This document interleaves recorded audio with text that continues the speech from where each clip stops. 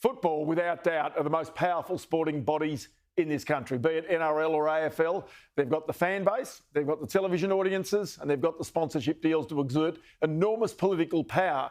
Despite that, the highest paid in both codes, though well off, are still in the shade by individual sports stars who make their way to the US, say in basketball, golf or tennis. Well, today, the Herald Sun and the Daily Telegraph each name the highest paid footballers in the land from AFL and NRL. Joining me, John Ralph from the Herald Sun and Dave Ricciardo, the chief sports writer from the Daily Telegraph. Thank you so much for your time, guys. I just want to start with you, Ralphie, and just go to the whole issue of, the AFL's highest paid. I just note in this list that they tend to be older in their 30s compared with the NRLs, who are younger in their 20s. Why do you imagine that would be in terms of the deals that the AFL players are doing? Well, we have this thing called free agency where players hit an 8-year trigger and then potentially they can go to the club of their choice without the new club having to hand them a salary cap or a draft pick. And so, yeah, I think we're seeing that trend where players who either leave as free agents or pre-agents who sign significant deals in their 7th year, give away their free agency rights, then they get rich all the way through to their 32nd and 33rd years. It's still $1.3 million is a lot of money, but it's nowhere near these players should be on. They are scandalously underpaid, and they have to wait a long way into their AFL careers to set themselves up financially. Yeah, it's really interesting you say that because even, Dave, when you come to the NRL players, I don't see them as being well paid compared with a lot of other professional sports people around the world, given the audience and given the power of the football codes. But they don't have a live golf tournament to disrupt this. They can't ever do that. That's the problem, isn't it? Yeah, we won't mention the war back in the Super League days, Ross, and that's probably where the game changed as far as salaries are concerned.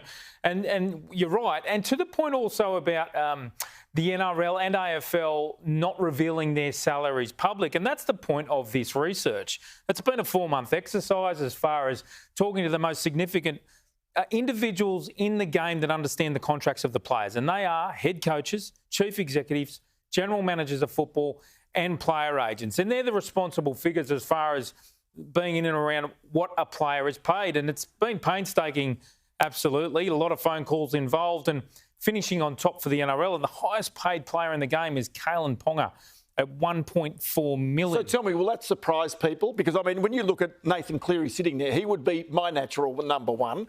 And I reckon Daly Cherry Evans not far behind him, perhaps even a Cameron Munster. But, to see Kalyn Ponga there for the Knights, is that a surprise to you? I think it is. Absolutely it is. And I'll tell you why. Because as you said, Ross, Nathan Cleary is a 2-time premiership winner. Third on the list is Cameron Munster, a State of Origin champion. He will go down as a great. Likewise, Daly Cherry Evans, what we saw he produce on last Wednesday night for the Maroons. They are high achievers with success on their resume. Kalyn Ponga hasn't done that yet. No. He hasn't achieved that success. He's missed a lot of games with head knocks, so $1.4 million. It's a great deal for Kalyn, but it may not be a great deal for the Knights. All right, let's go back to Ralphie. I want to just ask you one thing, because here is an interesting bit of controversy from it. If you look at the clubs that have the greatest representation on the AFL list, we're talking Carlton, Fremantle, Melbourne. Melbourne, I totally get it. They've won premiership. That's absolutely fine. But Carlton and Fremantle are right now underperforming, and surely that's going to be a problem. Yeah, no doubt. Brian Cook, the Carlton chief executive, has said that the Carlton list is top-heavy in terms of its salaries. The problem is they've significantly underperformed. So they brought in Mitch McGovern on $800,000 a year. He's probably performing at the level of about half of that, about $400,000. Zach Williams, another player they brought across from GWS, another free agent, $800,000 a year, has just not been able to achieve any of the heights that the club would have hoped. Fremantle's another one. I think West Coast is probably even more significant. And so they've got 2 players in the top 4 in this list. Now, Tim Kelly, this year, is on about $1.05 million. His average contract is about $850,000, so it is back-ended. But West Coast is at the bottom of the ladder. They are the worst team in football and have been for some years. And yet I think they have something like 5 players in the top 51 there. It's what happens when you win the premiership in 2018. You think we have this beautiful burgeoning window of opportunity, and instead you tumble down the ladder, having paid players significantly. A lot of those players have not got cachet in terms of trade value now, so they're stuck at West Coast. So you swing for the fences. Sometimes you win a premiership. Sometimes you come up in a very sticky situation, which you just cannot get yourself out of. Okay, then there's the other side of this for both of you, and that is the young player who's coming through, who emerges as out of the blocks, but is tied into a 3 or 4 year deal. Nick Dacos has got to be the premiership, the Brownlow medal favourite at the AFL this year, John. But let's be honest, on this list, he doesn't even make the top 100. I'll tell you what, he's still on his mandatory 2-year deal, which he signed, of course, 2 seasons ago. He's on a base of $140,000. He gets $5,000 of match payments. He gets a $12,000 bonus if he plays 12 games or more. So next year, next deal kicks in, elementary, of course. That's probably worth $5,000 or $100,000. I tell you what, though, I think he'll negotiate a new deal by the end of this season. And I think that could make him Collingwood's $1 million man. When you think about it, so many of these players have had to wait so long to get cashed up. I could see that he could be on $1 million from as early as 2026. With maybe 12, 13 years of his career left. He's the clean-cut Collingwood superstar. If he wins that Brownlow medal, of course, that adds huge marketability. You think this is a player who potentially across his career could make as much as $20 million when his salary and his merchandising and all the marketing and sponsorship is tied into that contract all told. You're spot on, Ross, as far as those young players that have missed the cut here. And I can't get away from State of Origin because it's been on our minds over this past week. And we think about that Queensland State of Origin side. Reuben Cotter, Pat Carrigan and Reece Walsh, the dynamic fullback for the Maroons, all three of them haven't made the list. They all sit under that $400,000 bracket at this point in time. It's remarkable money. But what it will do on the back of State of Origin success, on the back of all three players also featuring for the Broncos and Cowboys who are on a collision course with the finals, their salaries will rise. And with salary rises upwards of $800,000, they will double their earnings within the space of the next 2 years, will come salary cap pressure.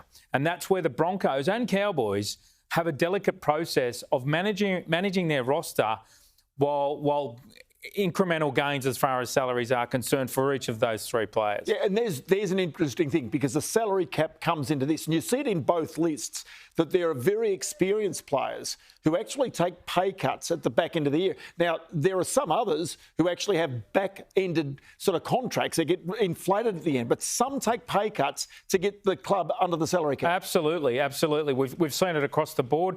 And interestingly too, and you've raised it too about managing that cap. We see the Sydney Roosters. Okay, they're a team that is struggling to find their best footy at this halfway point of the season. They have a huge investment as far as how many players they have on the Rich 100 list.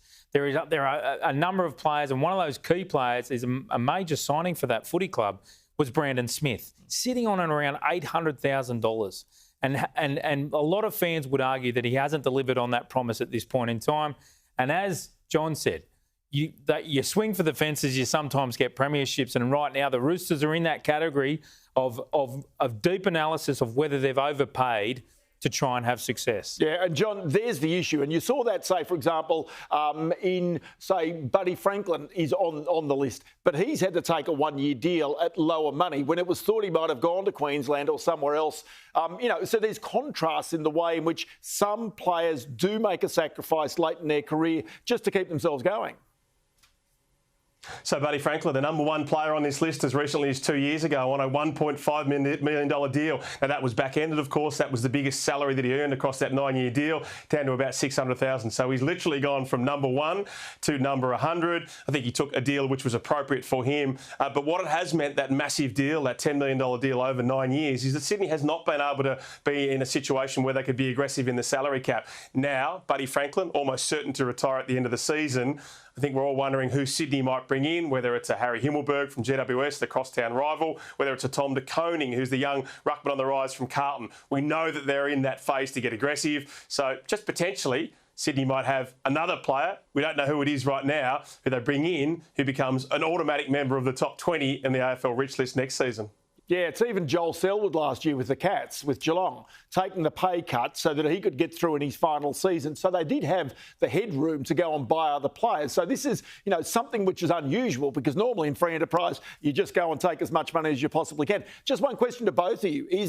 I know with salary cap, there's all sorts of rules. Is there additional money the players make on the side? I mean, with golfers, they might make a couple of $1 million a year, but they'll double that at least with their endorsements on the side. Is there extra money, say, say, for example, David, that they'll make on the side. Absolutely, Ross. And certainly when we think about Kalen Ponga, who sits number 1 on the NRL Rich 100 for 2023, his salary on the salary cap is at $1.4 million. However, he would earn close to another $1 million in endorsements from outside sponsors. Now, under the salary cap rules of the NRL, so long as that sponsor isn't associated with, in this case, the Newcastle Knights, it's free market. However, a current sponsor can't pay a player at that club as well. They can't be affiliated with the club, and the likes of Nike and Adidas, etc., would jump all over those players because they don't have a major sponsorship with the Knights in Kalen Ponga's case. So same thing at the AFL, John? Christian Petracca, he's not only one of the superstars of the game and a Norman Smith medalist, he's a top chef. As stupid as that sounds, he makes about $500,000 from extra endorsements, and he does it by working his tail off. So much of his stuff on TikTok with the young generation is literally cooking antipasto. It's cooking lasagna as a good Italian boy. It's gone through the roof. He certainly has endorsements through that. He has a Nike endorsement as well. But who would have thought there would be such a lucrative side hustle for Christian Petracca, just dishing up some of our favourite international and Australian recipes. I'll tell you what, great stories. They really are fantastic. John, Ralph, Dave Riccio, many thanks for your time on the program today. Thanks, Ross. And you can find those top players available online exclusively to subscribers at rich100.com.au of any of the News Corporation papers.